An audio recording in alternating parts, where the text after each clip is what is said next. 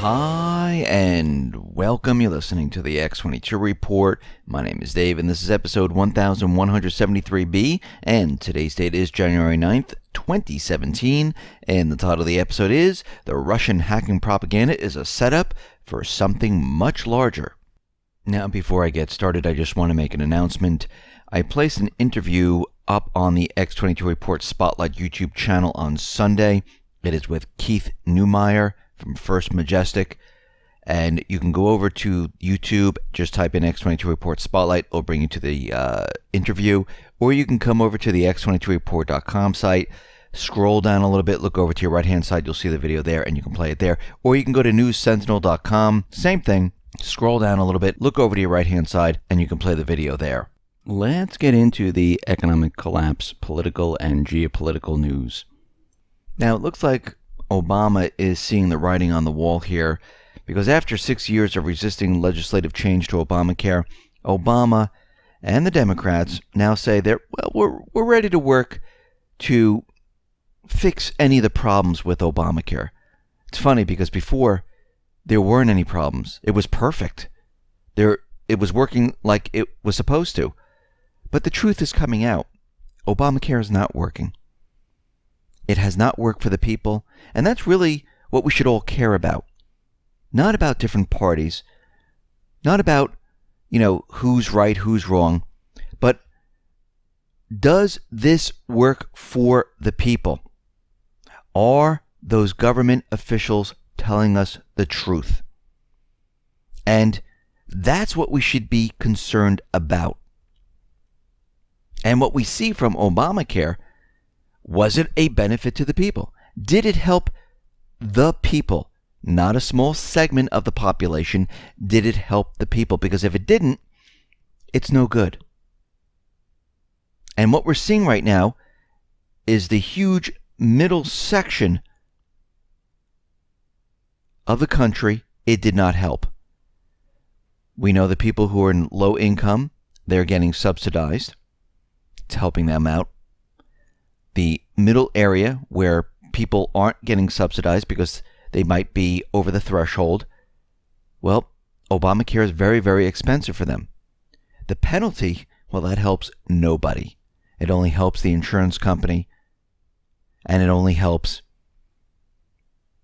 the government. And we see right now the actual plans themselves, well, they have very high deductibles. And you would have to pay the deductible down before you got any type of benefit, while you're paying for the premium. And for those people who are getting subsidized, they still, if they take a plan that has very high deductibles, they have to still pay out of pocket.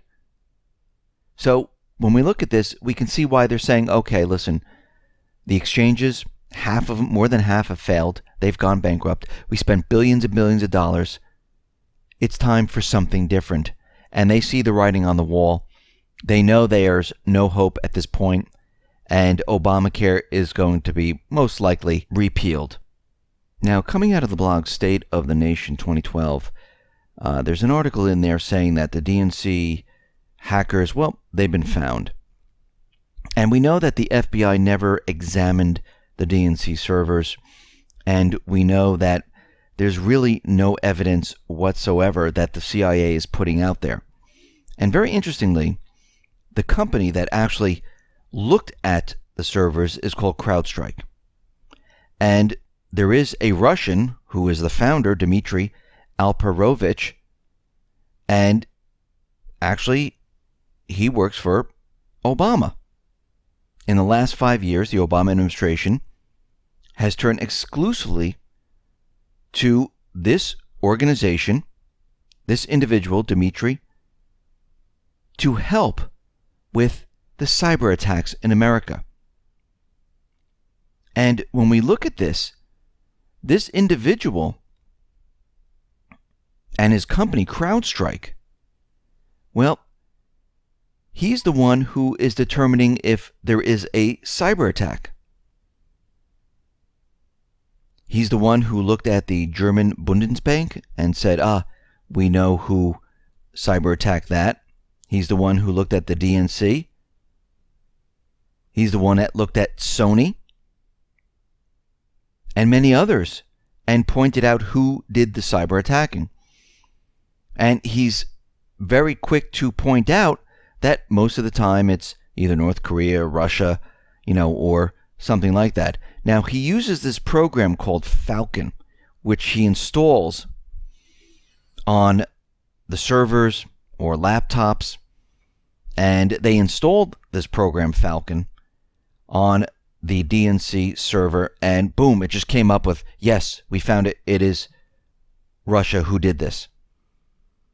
But what's very interesting about this program Falcon is that Nancy Pelosi, during all of this, said, everyone should install this on their laptops to stop the hacking from Russia, which means this organization has access now to everything on their laptop. So I think they've been scammed into thinking that they're actually being protected when actually they gain access to their systems.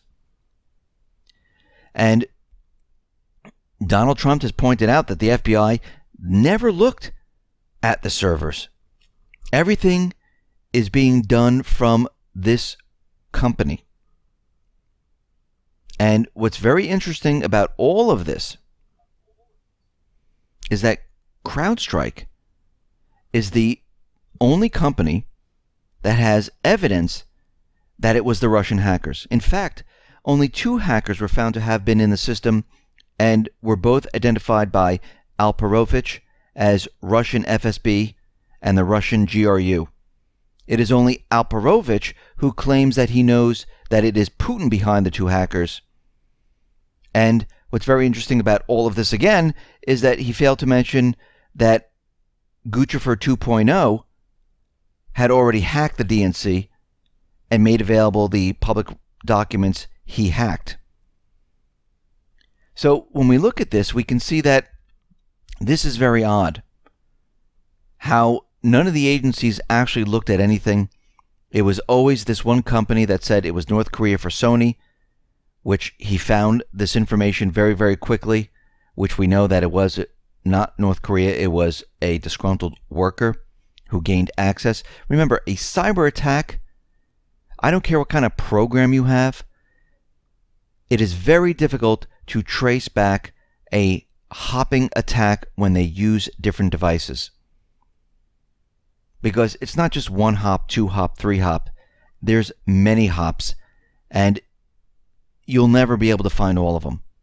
It'll be very, very difficult. And we can see right now that in December, when Obama ordered the U.S. military to conduct cyber attacks against Russia in retaliation for the alleged DNC hacks, all of the attempts to attack Russia's military and intelligence agency failed. They did not work. That's why we didn't hear much about it. So Obama is out there right now telling Trump that, listen, do not trust Putin. He is not on our team. So the question is, what team is Obama talking about? Because I know he's not talking about the team I'm on. He's talking about the central banking team, the elite team. It's almost like Bush when he was out there saying, you're either with us or you're against us. You're either with the elite and what we want to do, or you're against us. That's what Obama is saying right now. So we can see all of this, all the stuff about Russia cyber attacking is complete propaganda. I mean, the CIA didn't even put out the evidence. They put out like a press release, which has no evidence in it whatsoever. Judgments, speculation. And the question is, why are they pushing so hard? Well, first they started out with a lie, and they can't tell the truth, so they're going to continue with the lie. Secondly, they were trying to void the presidential race, which it did not work. So right now what they're trying to do is they're trying to push war with Russia. And they're trying to push war as hard as they possibly can. They're trying to box Trump into a war where he'll say, okay, we're in a war right now, and I guess I'm going to have to go with it. This is their thinking right now. because the elite have lost the Middle East. The elite have lost their system. Remember, their system is the petrodollar. It's not our system. This is the system they created. This is the system they wanted to keep. This is the system that makes them very wealthy. This system dies off. And as it's dying off, the people suffer. And this is what we're seeing right now. We're at the end stage of this fiat system, and it is dying. And very interestingly, they want control over everything. And we can see by President Obama, DHS, they've just taken control of the election system by saying it's a piece of critical infrastructure of the U.S. Now, Obama is leaving the White House. And the question is, why would he do this at this point? Because he knows that Trump could overturn this, where he could say, it's not really a critical infrastructure. So what else do they have planned? Because there's always a reason why they're doing something. And they know they can't let this go because they've worked too hard to control the people, to get us into war, to cover up everything they've done. So this is much, much larger than just trying to null and void the elections. This is bringing us to another level. This is bringing us to a level of war, of complete control, where they think in their minds, they're not leaving. They think they're going to stay, and they're going to get power once again. Just like Obama placed the UN Arms Trade Treaty back into the Senate, it is for a reason. He's leaving office. What would be the purpose? And then all of a sudden, we see this shooter come out of nowhere in the Fort Lauderdale airport, and everything doesn't add up. We know it's been used as a distraction also, but we can see right now that this Russian hacking, this is their Hail Mary to get us into war, to start the war with Russia, to demonize Russia. They're doing it all at once. And you can see they're moving towards the main event, where we're going to go lights out. Now, we know when Obama was first elected, he received the Nobel Peace Prize. And at the time, I was thinking to myself, how did he get a Nobel Peace Prize? He hasn't really done anything yet. He was just elected. Back then, it didn't make sense. Well, 7 years after being awarded the Nobel Peace Prize for his extraordinary efforts to strengthen international diplomacy and cooperation between peoples, well, we see a completely different story. As Obama departs the White House, he has dropped 26,171 bombs on foreign countries around the world in 2016, 3,000 more than 2015. And the countries are Syria, Iraq, Afghanistan, Libya, Yemen, Somalia, Pakistan. He's also picked a fight with Russia without using diplomacy, without talking about peace. We see in Syria there were no peace talks. It was about removing Assad. So why did he win the Nobel Peace Prize? We don't know. But it wasn't for peace. We see the officials in Washington. They're saying that if North Korea launches any missile system that we feel threatens the United States, it's going to be shot down. So basically what they're saying, if North Korea decides to test their ballistic missile systems, which they might shoot into the ocean or shoot, into the atmosphere, the U.S.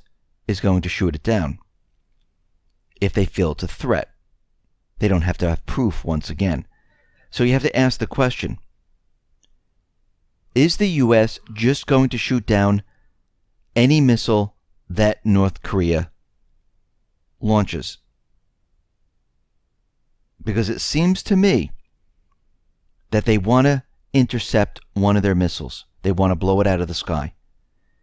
They want North Korea then to do something.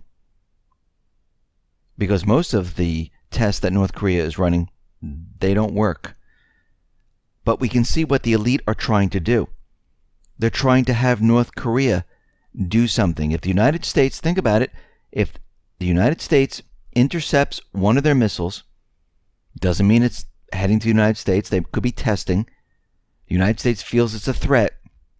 They're going to blow it out of the sky. They'll make up a story, be all over the corporate media.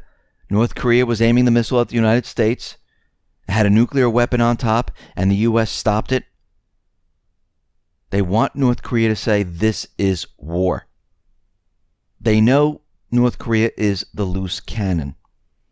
And this is something to watch. We see out in the Strait of Hormuz, the U.S. Navy destroyer, well, it fired 3 warning shots at 4 Iranian Islamic Revolutionary Guard vessels. And they're saying they were closing in at a high rate of speed, and they got very close, about 900 yards or so, which is 800 meters. And they're saying that they shot flares, Navy helicopters dropped smoke float. And the biggest giveaway for all of this is that it is unclear if the ship was in international waters or in Iranian waters. And think about it. There's a U.S. ship sailing in the Strait of Hormuz, which is off the coast of Iran. Yes, Iran is going to send ships out there. Think about this. If Iran was sailing their ships in the Gulf of Mexico off the coast of Florida, would the United States sail ships to intercept? Yes, they would. Now, of course, coming out of the propaganda, out of the corporate media, the propaganda saying, "Oh, we didn't hear anything. We tried to radio them." Well, we don't know the full story yet, but this seems very suspicious. We had another story just like this, and it looks like they're trying to provoke once again. The Iraq's elite counterterrorism service units, they have crossed the Tigris River, which divides Mosul, and it looks like they're doing a fantastic job trying to get rid of the Islamic State. In the meantime, the United States is moving the Islamic State out of this region and into areas of Syria. We see Assad is out there saying that he's going to grant amnesty to any armed groups whatsoever. They can rejoin civilization and nothing will happen to them. We see U.S. troops, well, they carried out ground raid against the Islamic State in Syria. Members of the elite U.S. force, well, they were in Syria. They flew in by helicopter, and the raid took place Sunday near a small town near the Euphrates River, north of the city of Deir al-Zor. And the troops landed on helicopter, spent about 90 minutes in the area, then left carrying Islamic State captives' bodies, papers, other materials. To me, this seems like it's a cleanup operation where they flew in, rescued certain individuals, got the information they needed, and got out of there. This doesn't seem like it's an attack. It seems like they're cleaning up right now, because we know that Russia, Syria, they have the upper hand. They're sweeping through Syria, and if they find this information, well, those in government, they're in trouble. And they're sending people in there to get the information, and this seems like one gigantic mop-up mission right now. We see the corporate media is out there, and they're saying there is a massive network of Islamic State sleeper cells spanning the United States. It's uncovered. They have training camps and all. And we know from the beginning who is behind all of this. I mean, think about it. From the shooter in Fort Lauderdale, who was saying the intelligence agencies, they were showing him the Islamic State videos. They wanted him to become an Islamic State individual. They were grooming him. Well, the FBI, the intelligence agencies, they're behind all of this. This is where all these training camps come from.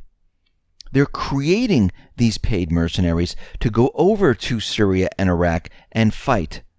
And we need to remember, They've had people in position for the main event.